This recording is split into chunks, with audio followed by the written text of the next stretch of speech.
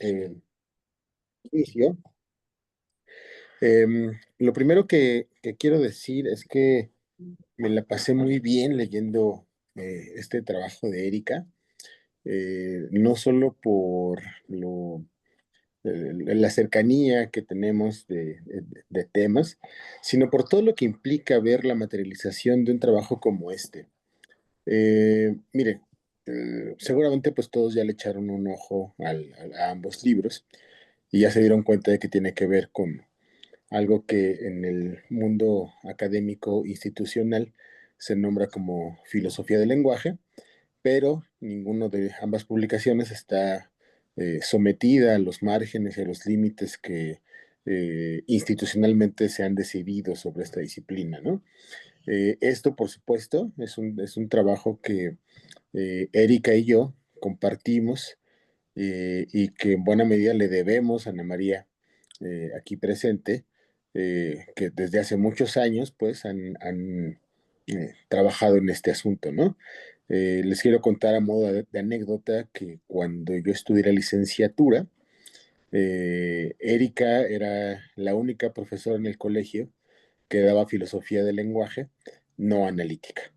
Y bueno, de ahí fue que yo aprendí algunas cosas. Ana María había también dado filosofía del lenguaje, pero cuando yo estudié, ella ya daba teoría del conocimiento. Entonces yo más bien tuve que aprender de ella en otro tipo de otra forma de la epistemología, otra forma de la estética, ¿no? Política, etcétera.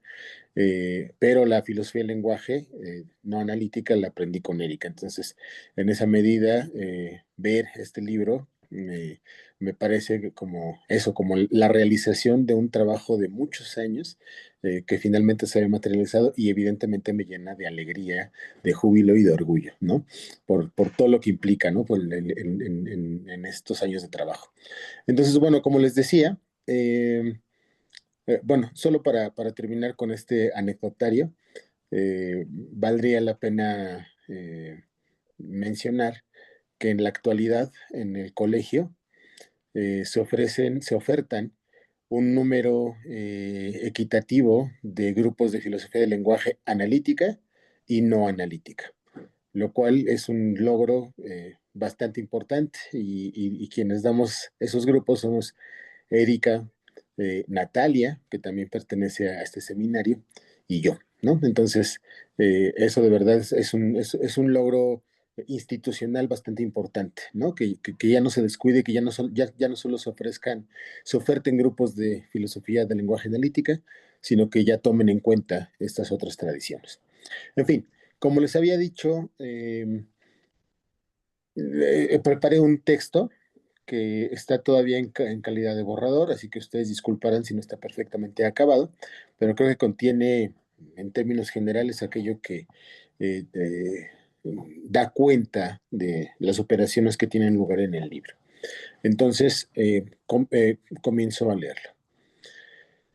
Convocar a pensar filosóficamente en torno a la palabra es uno de los desafíos de mayor actualidad en la filosofía toda, sobre todo si por actualidad comprendemos no solo el tiempo presente, es decir, ese tiempo escurridizo que se tiende y se pliega entre el pasado y el futuro, sino un campo cronotópico intervenido permanentemente por conjuntos de fuerzas que lo constituyen y le brindan una consistencia, como diría Nietzsche, intempestiva, en la que pasado y futuro confluyen por igual según se vayan decantando las fuerzas y sus necesidades críticas.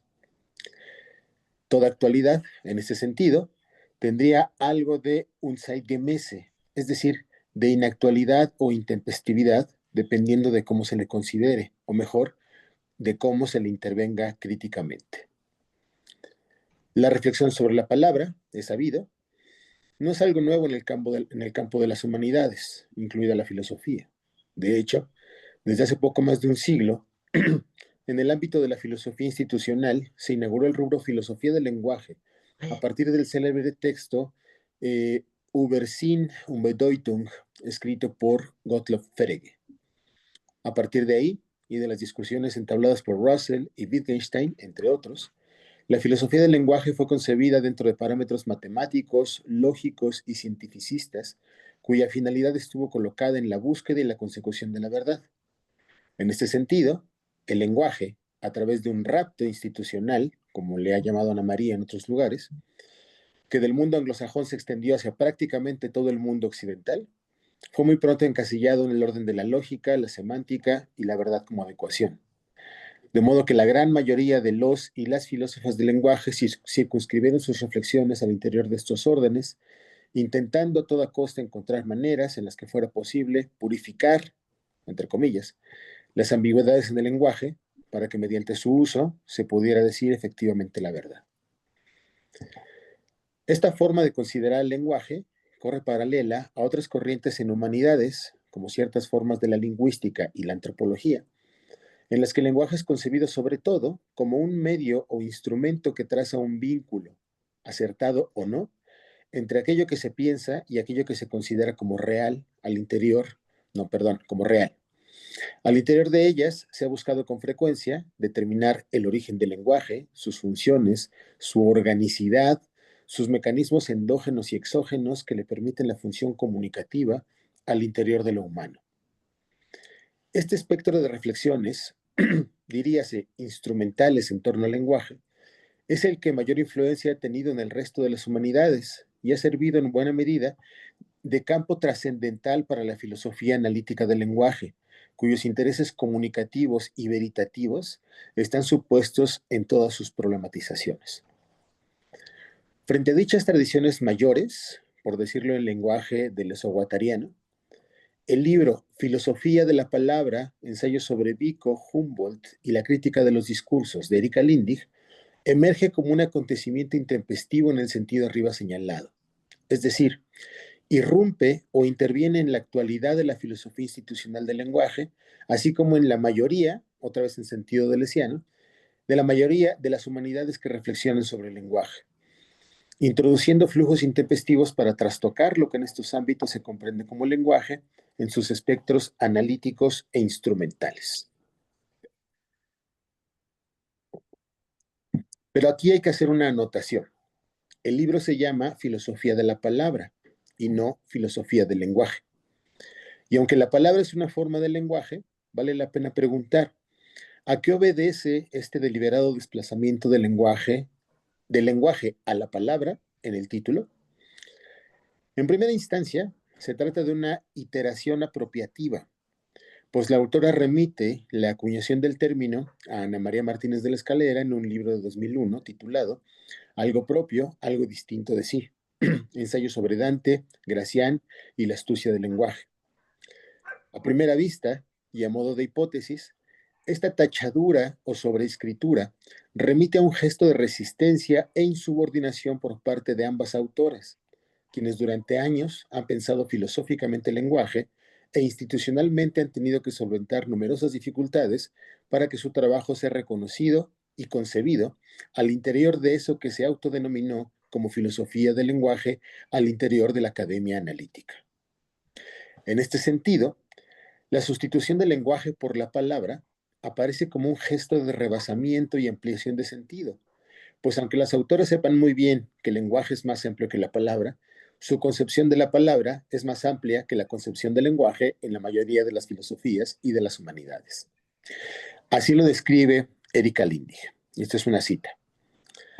Palabra es, en su sentido más restringido, un término, un vocablo, una voz, un conjunto de letras o de sonidos que forman la menor unidad del lenguaje con significado. Va una. Pero palabra es también el habla, la facultad de expresarse con vocablos, como cuando hablamos del don de la palabra. Dos. Se emplea también para referirse al lenguaje en general y específicamente para calificarlo, como cuando decimos de palabra fluida. Tres. Para referirse a algo que se dice, unas palabras de salud. Cuatro.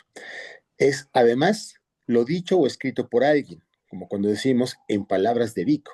5. Se utiliza como objeto de los verbos conceder, dar, tomar, pedir, tener, hacer uso de y otros, ¿no? Como cuando decimos le concedemos la palabra, damos la palabra, tomamos la palabra, etcétera. Ya van 6. Junto con los verbos dar, comprometer, empeñar, cumplir o mantener, significa prometer lo que se expresa. Al menos tenemos 7 acepciones muy amplias de lo que palabra significa. Aprovechando este espectro polisémico y pragmático, cabría decir político, la autora tacha el lenguaje, sobreescribe la palabra y en este movimiento propone un campo más amplio desde el que se vuelve necesario reflexionar filosóficamente para investigar no solo en torno a los usos lógicos, semánticos y epistémicos de la palabra, sino en torno a sus usos públicos, retóricos, políticos, materiales y performativos, porque ahí también están la palabra y sus efectos. En resumen, hablar de filosofía de la palabra y no de filosofía del lenguaje es un gesto paradojal en el que, al reducir el espectro tradicional, se amplía el campo problemático sobre el cual es necesario reflexionar. Ese es el primer movimiento intempestivo del libro, que se distribuye por entre cada una de sus palabras y argumentaciones finamente urdidas. Una primera parte del libro está dedicada a examinar la filosofía de la palabra en Vico y Humboldt. Es una estrategia de lectura que recuerda las estrategias operadas por Nietzsche, pero sobre todo por Deleuze. Erika Lindig pone en marcha dos series de ensayos monográficos, entre comillas, en torno a dos autores que ciertamente no se encuentran entre los más populares en el ámbito académico. ¿No? En este sentido serían autores menores, otra vez en sentido deleuziano. Y lo hace para, a través de ellos, mostrar numerosos procedimientos alternativos paralelos a la tradición racionalista, a través de los cuales la filosofía de la palabra no se reduce solo a los sintagmas, sus sentidos, sus significados o la verdad que habitan, sino que se encuentra inextricablemente unida con la retórica, la política, la estética, la ontología y, en fin, con la cultura toda. La primera serie de esta primera parte está conformada por tres ensayos en torno al pensamiento de Vico, cuyos títulos son Filosofía y Retórica, el problema de las relaciones entre la verdad y la tradición en Giambattista Vico. Otro es Mito y Verdad en Vico y el otro, La experiencia poética en Vico. En ellos se nos presenta a un Vico retórico y filólogo, pero sobre todo político. Se presenta como, en abierto posicionamiento crítico frente a Descartes, Vico reivindica la tópica, esto es, los lugares comunes aristotélicos, frente a la filosofía que busca la verdad únicamente como el resultado de la claridad y distinción en el razonamiento. Así lo dice la autora. Cito. La filosofía cartesiana, creía Vico, despreciaba la tópica, la retórica en general y el sentido común, ya que para aquella bastaba con juzgar la verdad de cualquier cosa acercándosele sin presuposiciones. Vico se dio cuenta de que esto es imposible, pues toda argumentación, del tipo que sea, presupone la lengua en que se enuncia. Fin de cita. Así, Vico reivindica la tópica, argumentando que sus presupuestos son la actividad ingeniosa y fantástica, la lengua y el sentido común, relacionados más con la verosimilitud que con la verdad. En este sentido, se resalta la necesidad de tomar en cuenta estos elementos como presupuestos de toda creación de la verdad, cuya consistencia lleva en su raíz las fuerzas generadoras del mito y la poiesis como creaciones colectivas de relatos significativos que dan sentido a la existencia. Y en este sentido, no dejan de resaltarse los elementos colectivos y políticos de toda verdad. A través de esta relectura vickiana, la propuesta de una filosofía de la palabra derrama los sentidos convencionales para entrar en relación con, cito, una metafísica poética, no, una metafísica poética, una lógica poética, una moral, una economía, una política, una física, una cosmogonía, una astronomía, una cronología y una geografía, todas ellas poéticas. Fin de cita. Y todas ellas también históricas.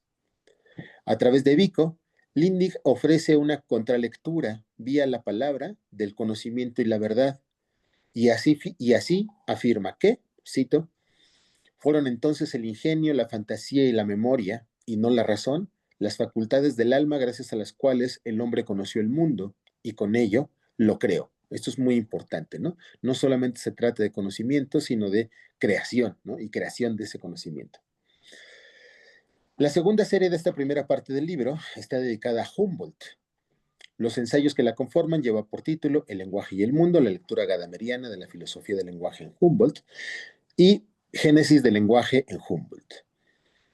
Así como se leyó a Vico en oposición a Descartes, Humboldt se lee en oposición a Kant, y no sin razón, pues enfrentarse al sujeto trascendental kantiano siempre deja la sospecha de que a pesar de que el análisis kantiano está hecho con base en los juicios que tienen lugar en el lenguaje, es decir, el lenguaje, no fue pensado con la radicalidad que requería la cuestión.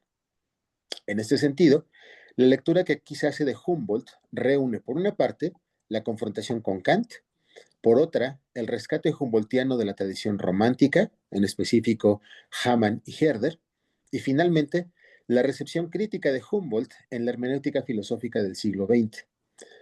Nietzsche, pero sobre todo Heidegger y Gadamer, desde cuya lectura crítica se estructuran ambos ensayos.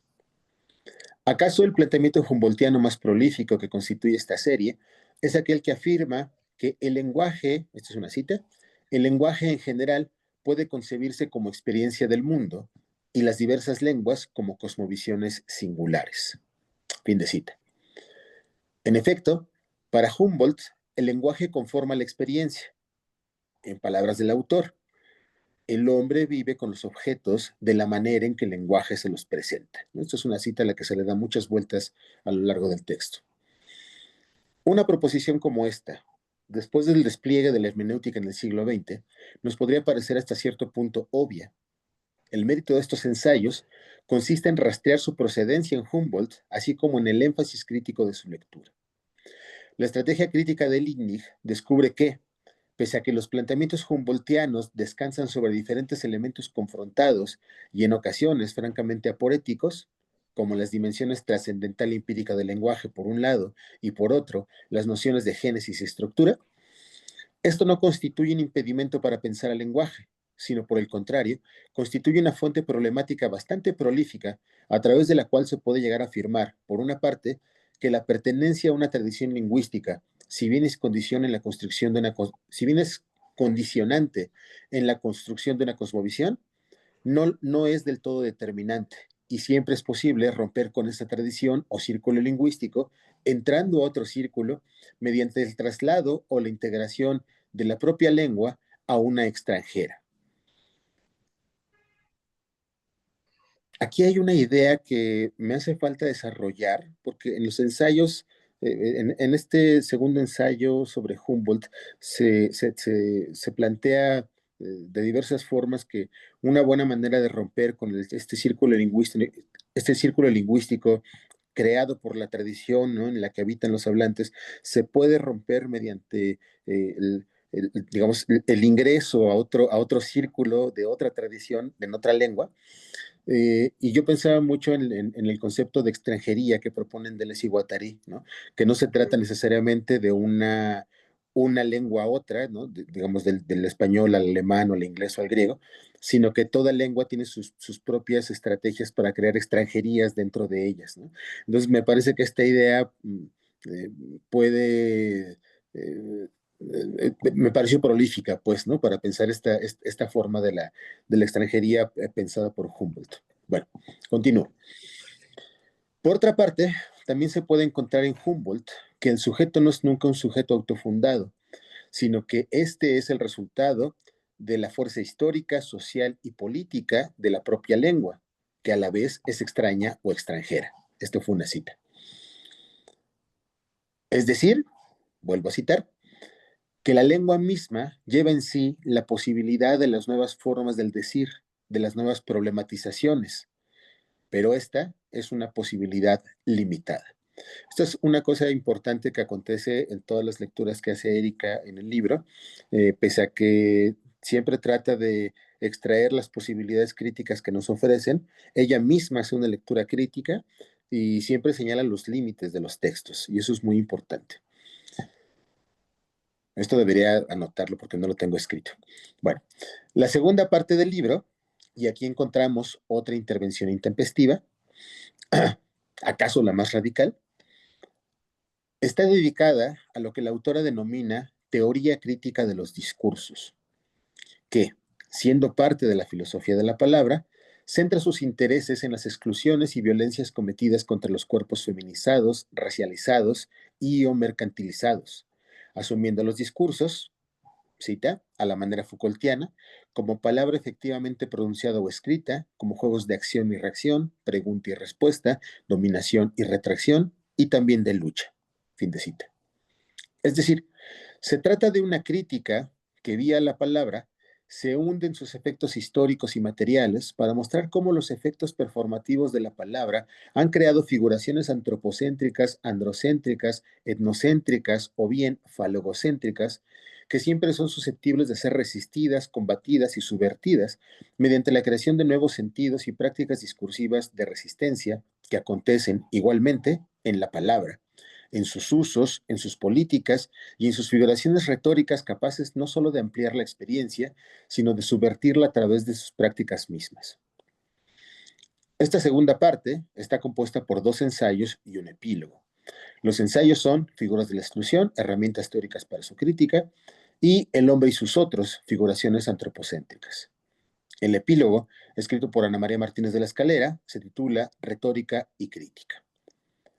En el primer texto, partiendo de la concepción retórica del lenguaje Nietzsche, la autora examina la figuralidad o retoricidad, como le llama de Man, para mostrar cómo todo lenguaje es figurativo y retórico, señalando con ello que cuando se trata de la verdad en el discurso, lo más relevante no es una presunta adecuación, o no, a una presunta realidad, sino sus efectos políticos persuasivos, pero también interpretativos, pues hay en la interpretación una fuerza apropiativa generadora de figuras del discurso que a su vez suscitan numerosos efectos en los cuerpos. Entre estos efectos, por supuesto, se encuentra la exclusión, entendida como una interpretación específica del otro en la que se le coloca en posiciones de sometimiento o subordinación en las relaciones sociales. Este y otros efectos regularmente pasan desapercibidos en el lenguaje mismo, gracias a la historicidad de la lengua, pues, afirma la autora, el hábito y la repetición son máquinas catacréticas. En efecto, pareciera que la figuralidad del lenguaje constituye asimismo figuras del discurso que performativamente penetran en los cuerpos produciendo efectos específicos de poder. Pese a lo apabullante de esta tesis, la autora encuentra, de la mano de Derrida y Butler, que es justamente el carácter iterable de la palabra, ese que de alguna manera produce la catacresis, el mismo en el que se encuentra una posibilidad de resistencia o de subversión, pues la reiterabilidad propia del lenguaje hace posible que en su producción de diferencia emerjan nuevas figuras que le hagan frente a aquellas figuras de la exclusión. El segundo texto de esta segunda sección del libro aborda lo que la autora denomina figuraciones antropocéntricas. Aquí se dan cita dos de los autores más presentes a lo largo del libro, a saber, Vico y Nietzsche. Y se da cita también el que acaso sea el tópico más persistente en el texto, la retórica. Se trata de una especie de bucle reiterativo que retoma una buena parte de los temas y problemas trazados en los textos precedentes y que a través de ellos muestra cómo, en efecto, la figuralidad discursiva del hombre, cito, es el eje que hoy articula diferencialmente las relaciones de exclusión con las figuras que se constituyen como sus otros. Fin de cita. Siguiendo a Armando Villegas, Lindig asevera que la figura moderna del hombre es un artificio retórico que ha servido para colonizar, civilizar, ciudadanizar, evangelizar, educar y desarrollar ciertos proyectos, tanto económicos como culturales. Esto fue una cita. Frente a ello, se propone la figura de la alteridad como, otra vez cito, la figura de la alteridad como la instancia crítica que produce nuevas experiencias de lo humano, experiencias que plantean relaciones justas con eso que llamamos mundo, con las otras y otros, con nosotras mismas. Experiencias que dan lugar y tiempo a lo diferente, no antropocéntrico, y que la crítica tiene la responsabilidad de encontrar y generalizar a través de un ejercicio de escucha respetuosa para poner en cuestión las herencias antropocéntricas, por una parte, y por otra, para proponer nuevas. Hasta aquí, Erika Lindig. La alteridad, por supuesto, también acontece en la palabra, en su materialidad, en su historicidad, en su politicidad y su performatividad, puesto que toda figura discursiva está siempre sujeta a su reemplazo, por la elemental razón de que la figuralidad del lenguaje es incalculable. Finalmente, el libro cierra con un texto de Ana María Martínez de la Escalera, en el que, a manera de epílogo, insiste en la retórica como experiencia figural, tropológica y argumental. Esto es, como un campo de experiencia habitado por los discursos que no tiene dueño ni autor, y en el cual tiene lugar la producción de sentido, esto es, la producción de órdenes políticos, sociales, culturales y por ello de poder y de dominación, en los que se despliegan los cuerpos. En este sentido, reafirmando una idea constante a lo largo de todo el libro, aquí se afirma que la retoricidad del mundo de la experiencia es la condición de una fuerza realizativa y material que posiciona todo sentido en un mundo de vínculos. Esto fue una cita. En efecto, se trata de esa fuerza del discurso operada por la sofística y luego examinada cuidadosamente por Platón en el Fedro y Aristóteles en la retórica y en la poética, que supo advertir el poder de la palabra. Pero aquí, para Martínez de la Escalera, no se trata de pensar o de utilizar una fuerza cualquiera, sino esa fuerza crítica del discurso capaz de actualizar la investigación histórico-genealógica de la palabra y de los discursos como investigación en torno a experiencias entrecruzadas en las que se ponen de por medio diferentes órdenes de lo político. Por eso, afirma la autora, que la crítica es la tarea sin coartada de la retórica porque se aplica sobre sí misma como disciplina. Es un continuo poner en cuestión el proceso mismo del sentido y los haceres del sentido, es decir, su performatividad.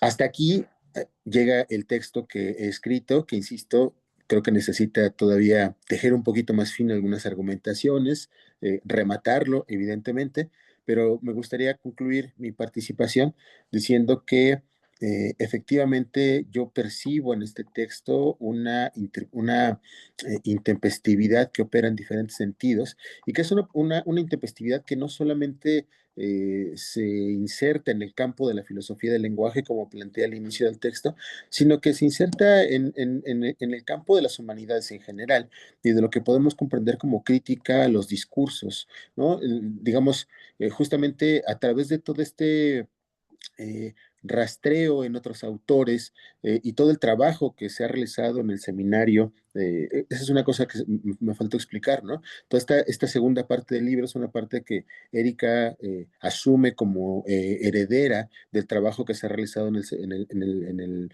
grupo del Trío de Exclusiones, ¿no? A través de todo este trabajo, creo que se ofrecen numerosas herramientas críticas, en el sentido en el que Nietzsche asumía la crítica del presente y por ello una crítica intempestiva, para asumir a la palabra, a los discursos y a sus efectos de maneras que nos permitan crear futuros posibles que procedan justamente de esa crítica y que sean diferentes a esa actualidad eh, pasmosa e inconveniente en la que estamos, ¿no? Entonces, bueno, muchas gracias, Eri, por dejarme leerlo y por dejarme presentarlo, y muchas gracias a todos por escucharnos. No, Billy, muchas gracias por tu lectura y tu escritura tan generosas. De verdad te lo agradezco mucho. Bueno, pues también, Gerardo, a ti te agradezco mucho la lectura del libro y pues te doy la palabra con muchísimo gusto.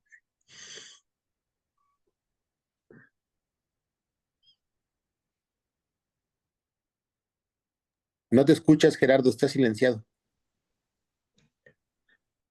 Tenía el audio apagado. Entonces, bueno, pues también muchas gracias por la oportunidad de estar con ustedes.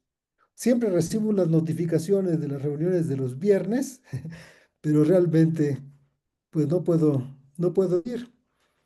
Y, y bueno, ahora tengo también algunas páginas que leer. Espero no repetir lo que ya muy bien ha leído Billy.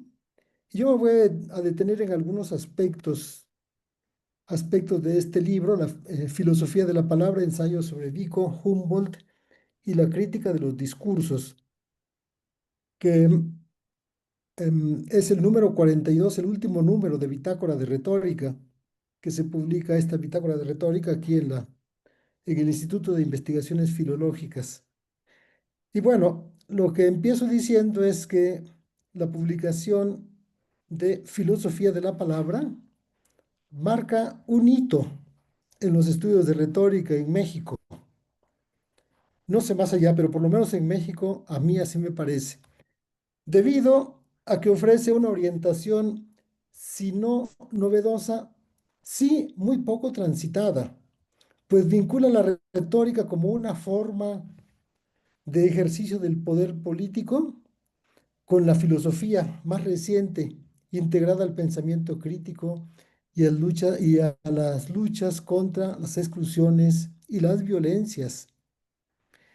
Em, eh, Quiero subrayar que el libro es el resultado del proyecto, de un proyecto PAPIT intitulado Retórica y Filosofía en los Estudios del Discurso de este instituto y del seminario Alteridad y Exclusiones, los usos de la teoría crítica contemporánea en los ámbitos de las palabras y los cuerpos de la Facultad de Filosofía y Letras, en que participamos como responsables Ana María Martínez de la Escalera, Erika Lintic y su servidor, y que gracias a productos como este obtuvo pues la calificación de excelente en el dictamen último que se dio al proyecto. Em, que bueno, aunque a mí no me importa tanto, eso tampoco me avergüenza decirlo. Esto es. Entonces, creo que en trabajos como este, pues ayudaron a que esta calificación pues alcanzara ese nivel.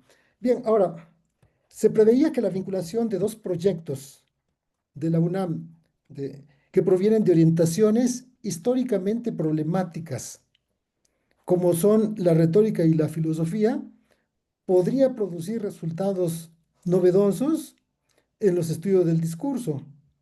Este libro representa el producto más acabado de ese proyecto, aunque más relacionado con la filosofía crítica del discurso, pues representa una llamada de atención a los estudiosos de la retórica, no solo de la necesidad de que la filosofía eh, vuelva su mirada hacia la retórica, sino también y sobre todo de que la retórica debe acudir a la filosofía y actualizar su orientación disciplinaria a los problemas sustantivos que aquejan a las sociedades.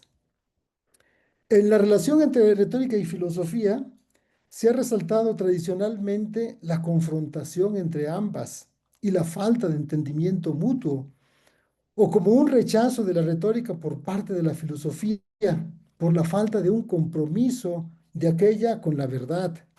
Pero esta confrontación o rechazo se ha dado en orientaciones tradicionales, en que ambas disputan el poder del discurso, aunque más bien resultan en general complementarias. De cualquier forma, en estos casos la filosofía ha tenido que diseñar su propia tecnología de la comunicación, esto es, su propia retórica a fin de cuentas. Platón fue un adversario de la retórica, como todos sabemos, y como se encuentra en el Gorgias, pero solo de aquella que parte de lo verosímil, mientras que propuso una retórica filosófica conductora de almas mediante la verdad, que pusiera pues la verdad como base primaria y última del discurso. Por su parte, Aristóteles se presenta como un observador de los fenómenos del discurso político, quien disecciona para observar sus elementos persuasivos y las relaciones que se establecen entre ellos. Los estoicos estudiaban la retórica junto con la dialéctica, entendidas como dos partes de una lógica orientada al razonamiento y a la moral. Luego, durante la Edad Media, Alfarabi, Avicena y Averroes comentaron, y Alfarabi también tradujo, la retórica aristotélica y escribieron sobre retórica dentro del campo de la lógica y de la filosofía. Mientras que durante el Renacimiento la retórica estaba integrada en los Studia Humanitatis y fue objeto del interés de numerosos intelectuales, que bueno, por decir algunos, Rotterdam, Luis Vives o Agrícola, etcétera. A partir de la filosofía moderna, con Descartes se dio, en cambio, una lucha frontal en contra de la retórica, que predominó hasta bien entrado el siglo XX, aunque no todos los filósofos seguían esta tendencia, sino que mantenían la retórica como parte de sus intereses. Y es aquí precisamente donde entran Jean-Baptiste Vico, Humboldt y Nietzsche en el último en el siglo XIX. Quienes se ocuparon de la retórica como parte esencial de su pensamiento. Vico y Nietzsche impartieron cátedras de retórica y oratoria y escribieron sobre ellas.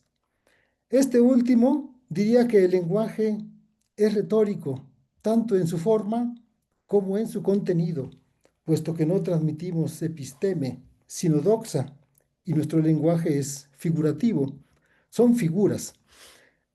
Bueno, pues Erika Lindy Cisneros retoma esta tradición, aunque en un sentido filosófico actual más amplio. Se ha preocupado sobre todo, como bien lo sabemos, de la filosofía del lenguaje y la estética, siendo su principal línea de investigación la teoría crítica del discurso. Su formación como académica e investigadora inició en 1998 en el marco del proyecto Problemas de la Alteridad, cuya responsable fue Esther Cohen y corresponsable Ana María Martínez de la Escalera. A partir del 99 participó en una serie de proyectos de investigación que, perdón, todos ustedes lo saben, pero quiero aquí recordarlo, han abordado desde una perspectiva crítica los problemas de la alteridad en relación con el discurso de las humanidades y el de los activismos sociales. Posteriormente, siempre en el campo problemático de la alteridad, se orientó hacia la teoría crítica de los discursos y específicamente a la crítica de las exclusiones, ¿no?, sociales, de género, racistas, etcétera. Bueno, hasta aquí diríamos que su formación estuvo íntimamente ligada a los procesos filosóficos, a las discusiones filosóficas, pero desde principio de este siglo, o tal vez antes, se relacionó con la retórica y con la historia de la retórica en el campo de la historia de los problemas filosóficos del lenguaje, relación que se estrechó al participar en proyectos PAPIT como Retórica y Educación de 2014 y 2016 y Retórica Jurídica y Deliberativa de 2018 a 2020, además de fungir desde 2014 y hasta 2017 como presidenta de la Asociación Mexicana de Retórica, designada en Asamblea Plenaria del 23 de mayo del 2014, y como responsable del proyecto ya mencionado Retórica y Filosofía en los estudios del discurso, junto con Ana María Martínez de la Escalera y su servidor. Numerosas publicaciones suyas muestran esta relación entre retórica y filosofía, con una orientación propia que enriquece el debate contemporáneo. Realmente creo que esto es importante.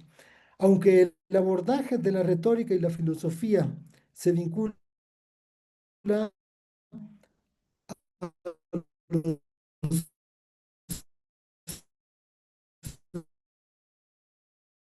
eh, problemas sociales y políticos, aquí señalaba nuestro compañero Billy. Bueno, el título del libro ya se ha señalado y bueno, pues ahí vienen los dos personajes centrales a los que dedica sus indagaciones la autora. Y ya también hemos visto cómo se divide el texto en tres capítulos, además de la introducción. Em, en el primero trata la filosofía de la palabra de Vico, em, y vamos a ver enseguida los demás, pero me voy a detener sobre todo en esta primera parte. Bueno, este capítulo, la filosofía de la palabra de Vico, de Giambattista Vico, Mito y Verdad, y la experiencia poética en Vico.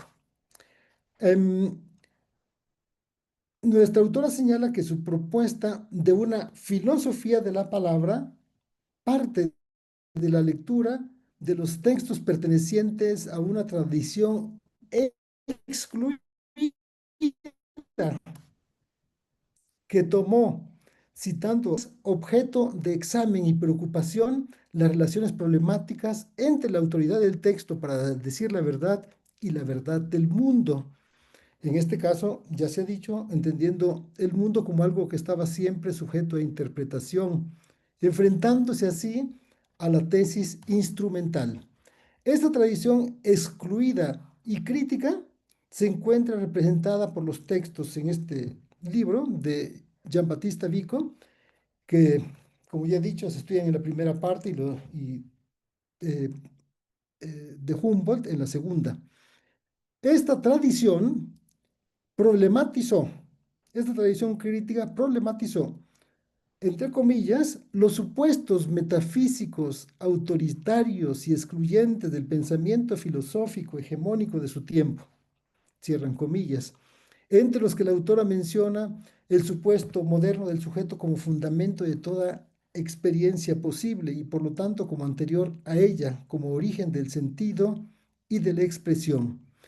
Enseguida observa que se recurre para el examen crítico a una lectura interdisciplinaria en la que se inscribe la tradición retórica como una instancia decisiva. Luego de señalar lo anterior, pues me permito referirme a algunos puntos tratados en esta primera sección del libro, em, en, sobre todo en el primero de los tres ensayos, que se intitula Filosofía y Retórica, y que trata entonces ahí el problema de las relaciones entre la verdad y la tradición en Vico. Ahí se señala aquello que mencionábamos al comienzo sobre la fuerte oposición disciplinar entre retórica y filosofía, que se concretiza en la oposición entre verdad y verosímil, englobando lo verosímil en las tradiciones y la sabiduría popular. Que bueno, esto es lo que corresponde precisamente a los llamados endoxa en retórica y en dialéctica aristotélica, que funcionan como opiniones compartidas por la mayoría o los más sabios. Eh, Esta sabiduría se enfrenta al discurso cartesiano, hegemónico en su tiempo y específicamente al concepto ahistórico y despolitizado del sujeto como fundamento metafísico de todo conocimiento y experiencias posibles. En la página 13 cita a varios estudiosos, entre ellos a Martínez de la Escalera, Armando Villegas y a Foucault, sobre la importancia de utilizar la retórica en el análisis del discurso. Y a mí me parece que son eh, pasajes bastante significativos. Ahora, el último de los tres, el de Foucault, eh, eh, el autor Foucault sugería, entre comillas, reintroducir la retórica, el orador, la lucha, la lucha del discurso en el campo del análisis para estudiar el discurso, aún el discurso de la verdad, como procedimientos retóricos, maneras de acciones, batallas, victorias, para retorizar la filosofía. Aquí me parece que existen pues dos ámbitos que sería importante resaltarlos. Por una parte, el campo del análisis y por otra parte, el campo de la creación, cuando se dice precisamente que como procedimientos retóricos, maneras de vencer, esto es, diríamos, tanto como objeto de estudio como también producción discursiva. Bien, la autora seguirá este principio de reintroducir la retórica y el orador en las luchas del discurso a lo largo del libro. En la siguiente sección, página 20-27, la autora trata de los conceptos de tópica y crítica que se desarrollan en el discurso de Vico intitulado El sistema de los estudios de nuestro tiempo. Según Vico, en este discurso se han dado dos métodos de estudio: el método moderno, que él llama crítico o cartesiano, y el antiguo, denominado tópico o problemático. A mí no me gusta lo de que se le haya llamado al primero crítico, pero bueno, así está en Vico. El primero se basa en verdades universales y absolutas. El segundo es el método problemático y parte de los verosímiles para llegar a verosímiles. Cada cual tiene sus virtudes y defectos, de manera que eh, Vico plantea la unión de ambos métodos.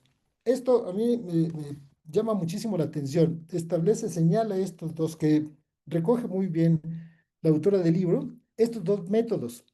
Ahora me quiero referir, aparte de lo que aquí se ha dicho, para resaltar la importancia de este elemento, pues una otra tradición que surge de estos dos modelos de pensamiento.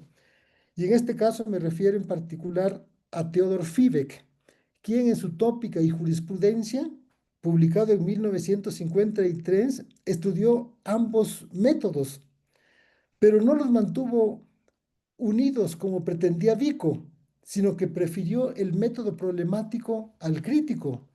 La propuesta de Fiebig tuvo una influencia sustantiva en el Tratado de la Argumentación de Perelman, Titeca, y a través de este en las modernas teorías de la argumentación. Y yo diría que, en efecto, estas modernas teorías de la argumentación parten de esta obra estupenda de Theodor Fiebig, que también el título es bastante significativo: Tópica y Jurisprudencia. Ahora, aquí habría que señalar que eh, que Fiebig, en la parte tópica, aunque se refiere a Aristóteles, en realidad tiene sus bases en la tópica de Cicerón, que es una tópica de la jurisprudencia, que es una tópica que además une dialéctica y retórica, de tal manera que a partir de ahí pues, vamos a encontrar una retórica dialectalizada o bien una dialéctica retorizada. De ambas formas podría entenderse. Y esa es la tradición que hemos recibido, y también ya los estoicos habían hecho esta mezcla de retórica y dialéctica, porque como decía Aristóteles en la primera línea de la retórica, pues la retórica es, bueno, voy a decirlo así, antistrofa de la dialéctica, es correspondiente, es la otra parte. A esto se referiría. Entonces, a mí me parece que esta historia de la argumentación se inscribe pues en esta tradición originada precisamente por Cicerón y no tanto por Aristóteles. Bueno, em, y esta cuestión del método crítico opuesto al modelo cartesiano, Vico lo veía como eh, dos modelos que tienen sus virtudes y sus defectos, pero uniéndolos a ambos, los defectos en su gran mayoría se disuelven.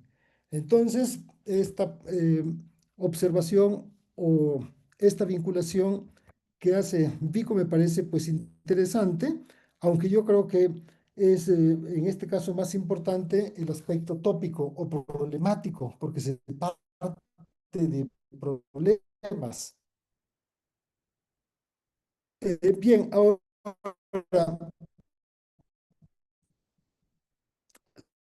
la autora aborda después las instituciones oratorias de Vico, opción práctica, como en el uso eficaz de la palabra. A los tópicos precisamente en esta obra dedica una gran parte. Bien, el segundo ensayo lleva por título Mito y Verdad en Giambattista Vico. Realmente interesante esta parte. Ahí la autora analiza entre comillas, el cuestionamiento vickiano de la oposición entre el discurso mítico y el discurso racional, oposición que fue parte de una serie de ejercicios de apropiación del discurso, del saber y de la verdad por parte de la filosofía occidental. Para defender el carácter verdadero de los relatos míticos, Vico se sirvió del análisis filológico, tal como él lo entendió. Bueno, luego el tercer ensayo es la experiencia poética en Giambattista Vico. Se discute la noción de poiesis, noción que considera importante para la crítica de los discursos. Se trata de una propuesta radical eh, que antes que Nietzsche piensa la experiencia como una serie de relaciones entre los cuerpos mediadas lingüísticamente. Las formas de esta mediación son figurales o tropológicas. Ahora, en este caso, la autora recupera la noción de poiesis o inventio, pero cuestiona la propuesta antropomórfica y antropocéntrica de Vico mediante el procedimiento genealógico. Este procedimiento que analiza las fuerzas históricas y políticas que permiten la emergencia y prevalencia de un fenómeno específico que es contingente en el sentido nietzscheano, sin importar su extensión temporal, siguiendo en este caso lo que señala el autor en la página 58. Em, este asunto precisamente preocupa en particular a la autora, y lo habrá de retomar en la última parte del tercer capítulo sobre el hombre y sus otros. Bueno, luego viene este capítulo sobre la filosofía de la palabra de Humboldt, von Humboldt, que ya Billy ha señalado con mucha propiedad. Y bueno, aquí tengo algunos, eh, bueno, sobre eh, Gadamer, que es propiamente en el autor que se basa nuestra autora. Y luego en el último capítulo, herramientas para la crítica, donde viene estas figuras de la exclusión, herramientas teóricas para su crítica, el hombre y sus otros. Bueno, ahí eh, también ya se ha hablado de manera suficiente. Yo lo que solamente agregaría sería que em, pues este proyecto, este trabajo conjunto, también, también llevó, pues por lo menos a mí me llevó a entender la retórica tradicional de una manera un poco diferente.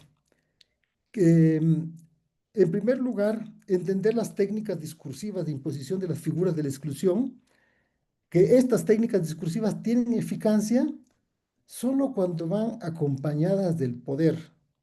Pero existen las mismas técnicas de imposición también en la refutación y en la crítica. Y estas técnicas de refutación y crítica están divididas en un movimiento, en un doble movimiento, defensa y ataque. En este caso no es solo resistencia, sino también ataque. Y estaba viendo en las noticias de ayer que Trump em, estaba planeando cambiar la Secretaría de la Defensa por la Secretaría de Guerra, porque obviamente pues tiene otra, otra idea de lo que debe ser esta, o también los otros lo ocultaban, era una forma más bien de ocultar, y este lo está diciendo directamente, luego parece bastante simpático cuando dice estas cosas. Bien, en suma, ah, luego hago una referencia también al último texto, al epílogo que escribió Ana María Martínez de la Escalera sobre retórica y crítica. Y bueno, pues en suma, podrá observarse en este texto una posición crítica de inicio con la cual pasa revista a la tradición filosófica y retórica del lenguaje, de la que adopta la autora conceptos centrales de su método crítico, pero revisa y cuestiona los conceptos que someten, subordinan, excluyen o violentan a grupos sociales. y no solamente grupos sociales. El libro, a mi juicio, es un modelo para continuar el estudio de otros textos con el fin de aprender y reforzar los principios que sostienen la filosofía política, pero cuestionando las formulaciones excluyentes y violentadoras. Pues gracias.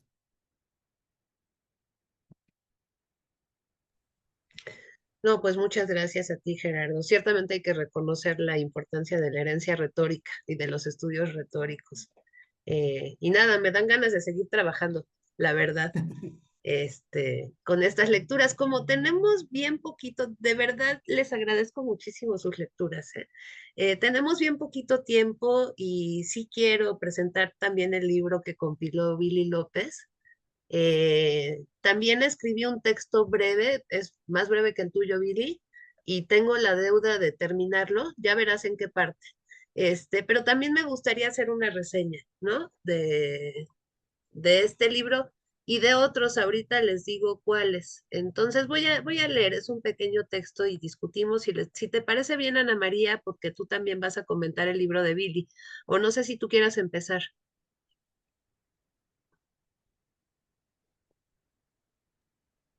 Este, a diferencia de mis compañeros meticulosos y demás, yo apunté una serie de cuestiones sobre el libro de Billy, pero no tienen un formato acabado.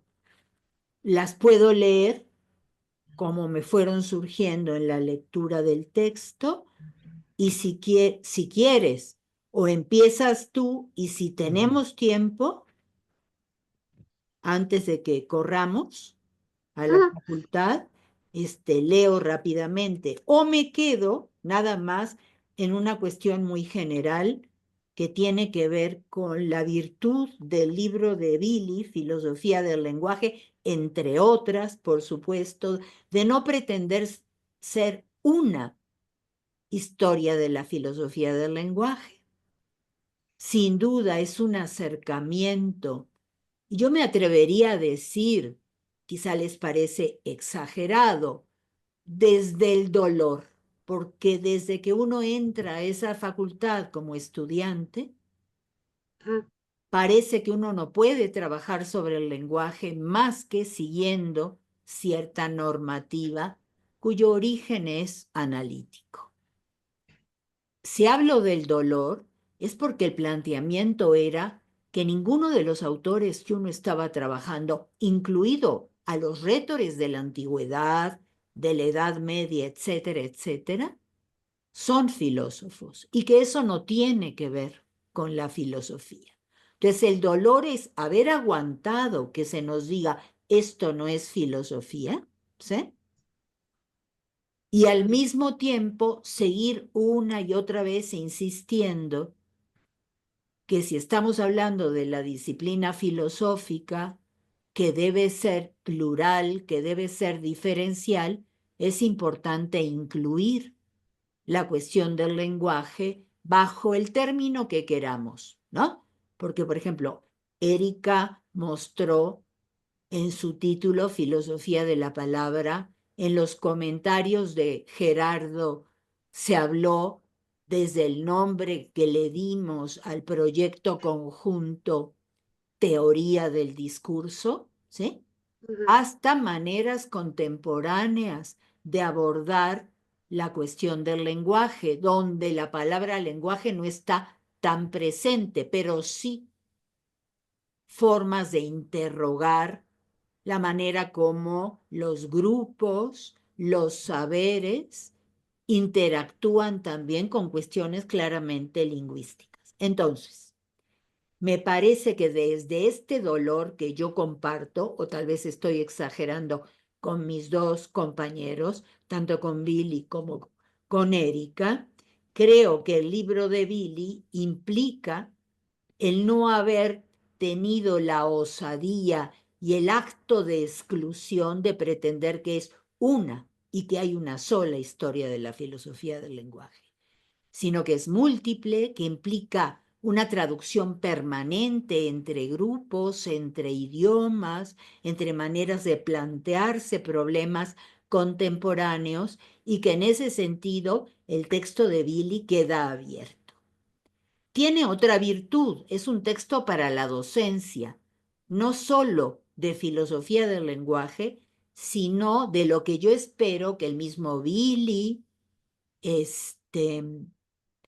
y otros estudiantes y profesores de la facultad lleven a cabo en forma de, ¿cómo llamarle?, diplomados sobre cuestiones o problemáticas del lenguaje, o como le llamemos, donde un libro como este, y espero que otros más, ¿sí?, aparezcan como libros casi de texto. Tienen un valor sobre el libro de texto. No son normativos, ¿no? No son ortodoxos, sino que nos plantean distintas voces para abordar este tipo de pensamiento. Tiene otra virtud, me encantaron sus notas de pie de página, que no solo clarifican cuestiones, sino que son básicas para darle cierto contexto a por qué el libro está dividido en estas 3 secciones. Luego hay una cuestión que yo con esta quería terminar, y es una especie de, se los voy a plantear como afirmación, aunque en otro momento lo voy a desarrollar. Yo le llamé una suerte de ambigüedad o de situación paradójica, porque el título dice filosofía del lenguaje. Pero si somos estrictos, el formalismo ruso, el estructuralismo francés, y no únicamente francés, sino francófono sobre todo, vienen de una especie de, y pongo comillas, afuera de la filosofía. Y con el paso del tiempo, ¿no?, se entrecruzan con la filosofía, por no decir que se meten sin pedir permiso a la filosofía, con el resultado de muchos de los autores y de las muy buenas notas de pie de página de Billy, ¿no? Pero me quedó la idea de por qué no abordar esta ambigüedad o situación paradójica. A mí no me encanta pensar que el afuera y el adentro tienen una relación de oposición antagónica, pero que sí debemos introducir ambas nociones, ¿no? Porque ese afuera de la filosofía, no únicamente en el siglo XX, porque tiene un poquito de historia atrás, como bien sabemos, en el XIX, se volvió una necesidad para la filosofía contemporánea, que le planteaba a la analítica que no era la última palabra, y sobre todo que hablar del lenguaje no solo es o no está condenado a la búsqueda de la verdad, sino a otras consideraciones, donde entrarían consideraciones pragmáticas, performáticas, históricas, sociales y muchas más que aquí ya de alguna manera se mencionaron. Entonces yo decía, ¿por qué no abordar como una buena interrogante estos atropellos que las ciencias del lenguaje le han cometido a la filosofía, que suele llamarse desde el norte global continental, que me parece inadecuado el término, y preguntarnos por qué ahí, con excepción de Rorty, por ejemplo, que intentó dialogar con la filosofía continental y con algunos autores, leyéndolos a su manera, como el caso de Nietzsche, ¿no?, que a mi entender no lo leyó absolutamente, ¿cómo les diré?, como uno esperaría que lo hubiera leído, sino sacando un poco de jugo de esta lectura particular. Ahora, lo interesante es que las ciencias del lenguaje atropellaron de manera, diríamos, espectral a cierta filosofía continental.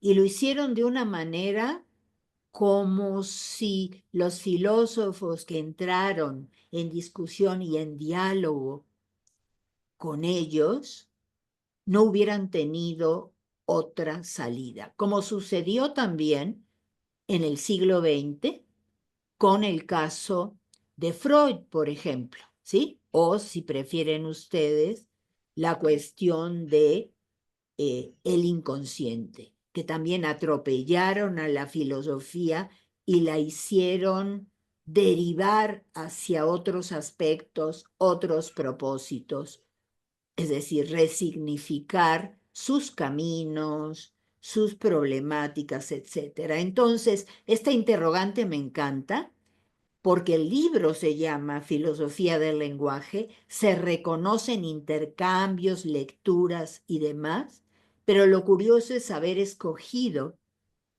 a estos, digamos, a estos caminos como ese lugar que permitió que la filosofía del lenguaje pudiera adquirir la fuerza para escapar a cierta analítica que con el tiempo se había vuelto dominante en la academia, en la institución filosófica, en particular porque lo sufrimos y por eso hablé del dolor hace un momento, nosotros como estudiantes y lamentablemente aún ahora todavía lo sufrimos, ¿sí? Cuando uno dirige tesis y tiene que pelearse con otros lectores porque sugieren que ese tipo de temas no se deben trabajar por ahí, etcétera, etcétera. Seguimos desde este dolor planteando las cosas. Entonces ahí me quedo. Tengo como 15 puntos más, ¿no? Pero me parece, nada más uno, ya, nada más para acabar. Hay una parte en la introducción donde Billy dices que todos nuestros textos, siguiendo una idea tuya en esa introducción, serían una suerte de prólogos. Y me gustó mucho que escogieras ese término, no en el sentido tradicional, normalizado de prólogo, ni siquiera literario, sino en el sentido de que pro es también estar a favor de. Y como todos sabemos muy bien, logos en el griego koiné no necesariamente hace referencia a la razón, sino precisamente a las palabras, al lenguaje, al discurso, etcétera, etcétera. Entonces me pareció muy pertinente, no sé si esa era la idea detrás de haberlo puesto Billy, pero me encantó que pusieras este término separado con un guión y no es un error tipográfico ni mucho menos, sino que descansa la importancia de tu introducción ahí, en esta idea de que todos los textos que tú te encargaste de leer con cuidado, de rectificar con cuidado y luego integrarlos al libro, son simplemente textos a favor del logos en general y que por eso este libro tiene que ir seguido de muchos otros. Así lo espero. Me callo, me callo. Erika, por favor. Muchas gracias, Ana María. Te va a dar tiempo de extenderte más. Yo voy a leer un texto que es muy breve y que tengo que elaborar. Ahora van a ver dónde. Entonces, hay lugar para eso y hay lugar también para discusiones y para preguntas y para todo lo que ustedes quieran. Bueno, y lo voy a leer. Entonces, en primer lugar, me gustaría decir que este libro pertenece a un proyecto de largo alcance en el que se ha comprometido Billy de lucha entusiasta, fíjate, tú hacías énfasis en el dolor y yo en el entusiasmo, Ana María, pero bueno, Más juntas. de lucha entusiasta, pero no por eso menos difícil, por ofrecer a las y los estudiantes de filosofía de la facultad y a las comunidades de pensamiento y de debate un campo de estudio, de análisis y de crítica del lenguaje que no se reduzca a eso que se ha llamado filosofía analítica del lenguaje, de corte anglosajón sí, porque le dan a Frege la paternidad, vamos a decir, ¿no? De todo el campo, pero sobre todo escrita en inglés a lo largo del siglo pasado. Y no nos olvidemos que continental se refiere al continente europeo y la analítica típicamente es inglesa. o de las Islas Británicas y después norteamericana, ¿no? Entonces, escrita en inglés a lo largo del siglo pasado y lo que llevamos de este. Le anteceden por lo menos otros 2 libros, Filosofía del lenguaje, Horizontes y Territorios, y Filosofía del lenguaje, Retórica y Poesía, todavía no publicado por los largos tiempos de edición que padecemos, pero que es anterior a este, en su factura. Bueno, en segundo lugar, me gustaría hablar aquí en esta presentación entre nosotras y casi en secreto, y porque Billy me lo permitió así, la historia de este libro. Procede de un curso colectivo que Billy organizó para poner a discusión el trabajo de lectura del formalismo, el estructuralismo lingüístico de Saussure y algunas de sus derivas, por parte de maestras y maestros de la facultad, que es un trabajo de lectura colectiva puesto en marcha en los cursos y generalmente despreciado por las disciplinas académicas que creen que la investigación es individual, se lleva a cabo en cubículos de institutos, se comparte con expertos y se difunde o divulga generosamente, entre comillas, en el ámbito social. Por eso, las marcas de este trabajo de discusión están parcialmente borradas. Sin embargo, las experiencias que consigna no lo están del todo. En algunos textos más, en otros menos, puesto que las transcripciones de las clases, por cierto, hay que agradecerle a Daniela Rubalcaba todo el trabajo que hizo con estos textos, las transcripciones de las clases fueron revisadas y reescritas por las maestras y maestros. Se advierte una selección cuidadosa de textos y distintos estilos de exposición orientados a ofrecer interpretaciones, lecturas con el cuidado explicativo comprometido en la enseñanza, que creo yo que es otra de las virtudes de este libro, ¿no? Y en ese sentido sí funciona como uno de tantos posibles libros de texto. Igualmente cuidadoso es el diseño de este libro. Sabiendo que la selección de unas lecturas siempre implica dejar otras fuera, Billy decidió aquí explorar 3 corrientes de pensamiento. Él usa este término, corrientes de pensamiento, y me gusta la figura de una corriente de agua o de corrientes de aire quizá, ¿no? Entonces, corrientes de pensamiento en sus términos por los nexos teóricos que las reúnen, nexos multidireccionales, diría, de lecturas y problemáticas comunes. Así sostiene Billy, entre las posibles agrupaciones de las problemáticas filosóficas sobre el lenguaje, esta deriva constituiría un campo diferenciado de investigación, análisis y crítica del lenguaje, de la lengua o del discurso en el marco del llamado giro lingüístico, o quizá, como propone uno de sus textos, otro giro, uno estructuralista.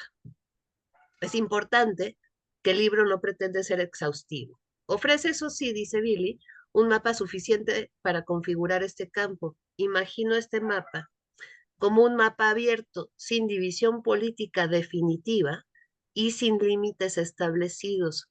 Un mapa que permite el tránsito entre lecturas y lecturas de lecturas, que permite demorarse en algunos de sus lugares y que puede enviar a caminos no transitados, dirigidos hacia otros territorios posibles y que vengan también de otros territorios posibles. En este sentido, el libro puede leerse en el orden que se presentan sus artículos, que es en cierta medida cronológico y temático, pero también puede leerse partiendo de cualquier punto. Voy a esbozar apenas el primer recorrido del libro y señalo algunos de los lugares que yo escogería para detenerme. Y esta parte es la que tengo que extender mucho más, pero les doy un boceto. La introducción ofrece una buena presentación de las problemáticas generales y las propuestas de cada texto, y no voy a repetir ese trabajo. Entonces diré que los textos sobre formalismo que abren el libro, además de ofrecer un panorama general de sus propuestas, subrayan el carácter artefactual de la literatura, en el caso de Jacobson, y el valor crítico de la operación de desautomatización o extrañamiento del arte en general. Y me gusta detenerme en estas operaciones o en esta descripción maquínica, vamos a decir, de los textos literarios o del arte, y que se podría extender, creo yo, a toda forma de comunicación, como diría Derrida, o a todo el ámbito de la experiencia, porque una de las cuestiones que este campo del pensamiento abrió o dejó pensar es en el lenguaje como una tecnología. Como ustedes bien saben, la técnica y la naturaleza se han opuesto en la historia del pensamiento filosófico y esta tradición reclama para sí el valor de la técnica y la capacidad de trabajo, la capacidad productiva y los posibles efectos de las técnicas, ¿no? Entonces, eso me gustaría a mí, ¿no? Ahí me detendría yo. Bueno, los siguientes 5 textos que componen la segunda sección, el estructuralismo y sus primeros espectros, expone los rasgos principales del estructuralismo lingüístico de Saussure de manera muy notable, la invención de la lengua, a mí me gusta decir que inventó Saussure la lengua, como sistema y sus consecuencias teóricas, además de la exigencia de cientificidad que orientó su propuesta y la de otras lecturas, y discute algunas de sus derivas. Lacan y el sujeto como producción ficcional, me parece muy importante y compartida con otros textos de Nietzsche, por ejemplo, ¿no? Los textos radicales de Nietzsche, Benveniste y su trabajo crítico sobre el signo lingüístico, y en general esta lectura muy generosa de la lingüística de Saussure que hace Benveniste sin dejar de marcar los momentos aporéticos y los momentos críticos. Ese texto es muy bueno. Althusser y una refundación de la teoría del lenguaje que se encontraría allí y la propuesta crítica de la semiología de Barthes. Finalmente, la última sección del libro, que se llama Variaciones post, entre paréntesis, y me gusta mucho el gesto del paréntesis también, ¿no? Eh, Porque un postestructuralismo sin paréntesis haría suponer que el estructuralismo en algún sentido está superado. Y no se trata de eso, ¿no? Se trata de herencias, dice Ana María Martínez de la Escalera, y de deudas, contextos, ¿no? Que abren posibilidades de pensamiento a la vez que obligan a analizar algunos de sus efectos excluyentes sobre los que ya voy, ¿no? Entonces, post, entre paréntesis, estructuralistas, recoge algunas de las herencias, término derridiano, más radicalmente críticas, aunque igualmente deudoras del estructuralismo lingüístico y antropológico también. Expone el trabajo deconstructivo y de desedimentación derridiano para hacer énfasis en la necesaria crítica. El término es mío y por cierto que necesita determinación, lo uso y lo uso profusamente, entonces eso lo haré para la presentación. ¿Por qué no? También voy a explicar por qué no lo quiero sustituir por otro, ¿no? Entonces, la necesaria crítica del etnocentrismo, fonocentrismo y falocentrismo del que participan los textos estructuralistas también, como parte de una tradición metafísica de pensamiento. Analizan las nociones de performatividad e iterabilidad y sus posibilidades, analíticas y nuevamente críticas, la configuración de la subjetividad, según Foucault, la problemática de la materialidad, que es importantísima también desde la lectura de Foucault, la herencia de Lesiana y finalmente la lectura de Cristeva. Entonces, bueno, todos estos lugares o todos estos territorios de tensión los voy a tratar en la reseña, Billy, si me permites, y dejo aquí lo que yo expongo. Y les doy la palabra a quien quiera hablar. No sé, Billy, si quieres tú empezar, Ana María, habría otros puntos, Sí, Gerardo.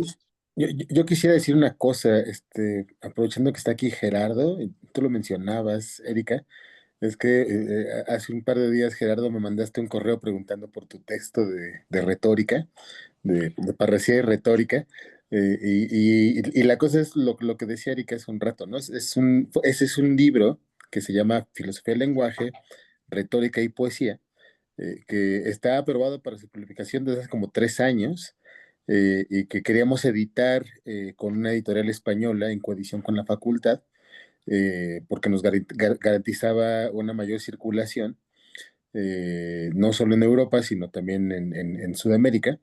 Y hubo ahí una serie de complicaciones administrativas horrendas, que no voy a reseñar aquí porque me deprimo. Total que al final ya lo está editando únicamente la facultad, y esperamos que salga en los próximos meses, que no pase de noviembre para que el libro esté editado. Entonces, en cuanto salga, pues obviamente se los hago llegar. Y una disculpa, Gerardo. Nada más, y muchas gracias, Erika, y muchas gracias, Ana María, por haber presentado el libro.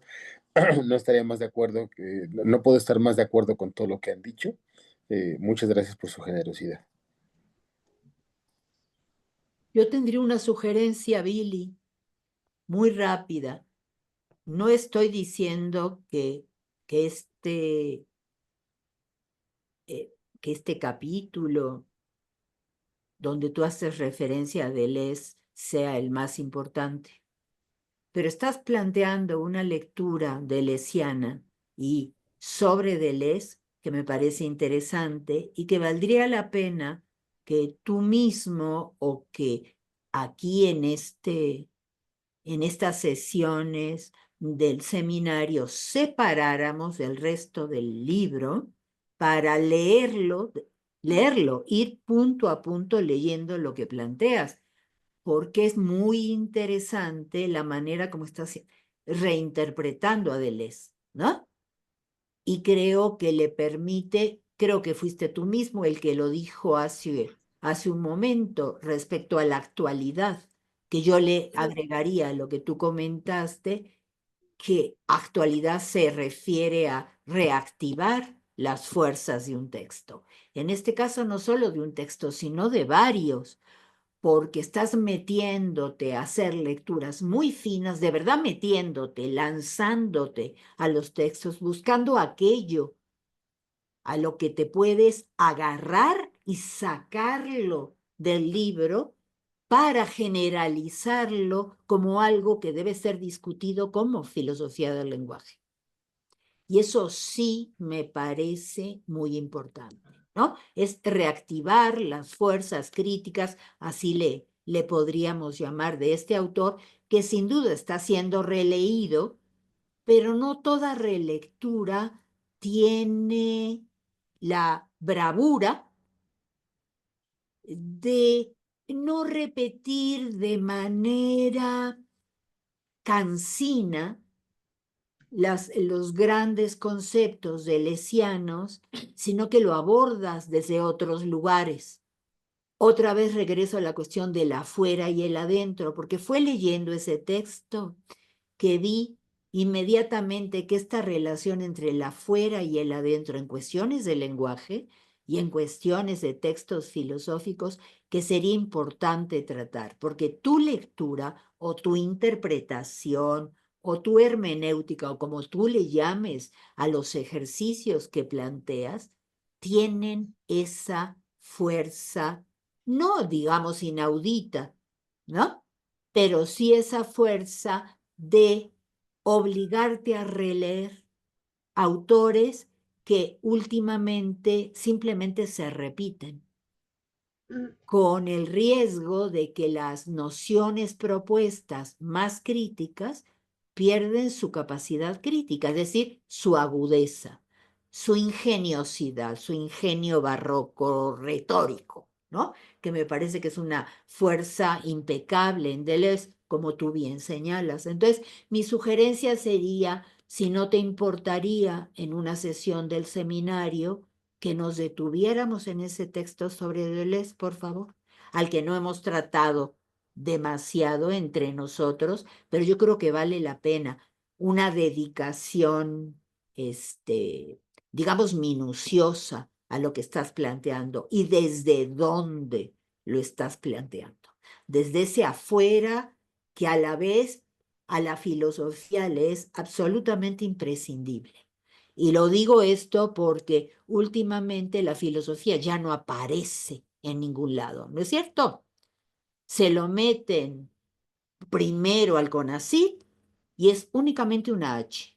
Y ahora, cuando se vuelve una Secretaría de Estado, sigue la H y cada vez que se habla de autores de filosofía, se los menciona como científicos. Entonces, estamos frente a un ataque y un nuevo dolor y nos tenemos que enfrentar a eso de cierta manera. Entonces, desde la filosofía del lenguaje, me parece importante que iniciemos un camino, ¿no? Para seguir rescatando cuestiones, porque me parece vergonzoso. Justo hoy en la mañana me llegó una invitación a entregar trabajos para un congreso internacional, se llama Egregius, y aparecen, es una lista como de 10 temas, en ninguno se menciona la filosofía, pero son los temas que la filosofía ha introducido en la discusión y han quedado totalmente borrados. Y ya ese gesto del que tú hablabas, Billy, hace un momento, refiriéndote al texto de Erika, tachas, pero la tachadura no borra lo que está detrás, ¿no es cierto? Y ese intento de borrar que no logra borrar y que permite que desde el lugar donde estemos posicionados y desde el gesto del dolor, salgamos otra vez públicamente a declarar que esto tiene que ver con las filosofías. Porque otra cosa que yo iba a insistir, era mi tercer punto, es no sería conveniente discutir, y no estoy diciendo que yo lo crea, que quizá volver a hablar de manera plural de las filosofías del lenguaje sería importante, ¿no? No solo mencionar nuestra propia historia, nuestra lucha contra la analítica y su poder, ¿no? En la institución, sino que hay y podemos encontrar muchas filosofías del lenguaje, en particular haciendo referencia a algo también que Erika señalaba y que está en tu texto, Billy, cuando se habla del estructuralismo y del propio formalismo, la relación del formalismo ruso con el constructivismo, por lo tanto con la arquitectura y con la estética y la teoría del arte, es fundamental. Y yo creo que eso debería reintroducirse en la cuestión de por qué estos temas entraron atropelladamente en la mirada de la filosofía y no pudieron dar marcha atrás, pero vinieron desde ese lugar, que además sin duda era un lugar político. Estamos hablando de la revolución socialista, ¿no es cierto? De los soviets, un poquito antes y durante, pero ahí el arte, entendido de una manera amplia, sería interesante también introducirlo al debate, al debate este que yo planteaba del afuera y el adentro, ¿no? Cómo la filosofía en el siglo XX se vuelve deudora, no heredera, sino deudora, queda a deberle a estos saberes. Y creo que no ha cerrado la deuda, ¿no? Que el trabajo de la deuda sigue ahí, en pie.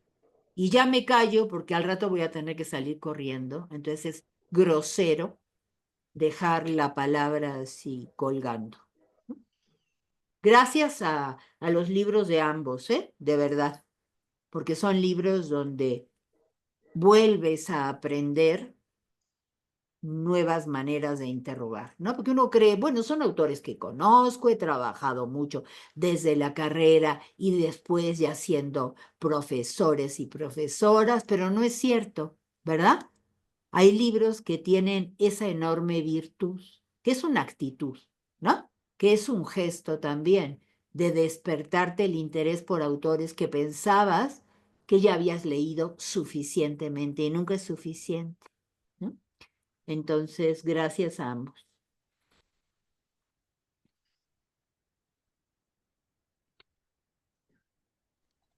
Bueno, quizá me gustaría responder que sí, Ana María, que sí, que cuando quieran hacemos esta lectura de relectura de Deleuze. Y bueno, pues también muchas gracias por tus comentarios.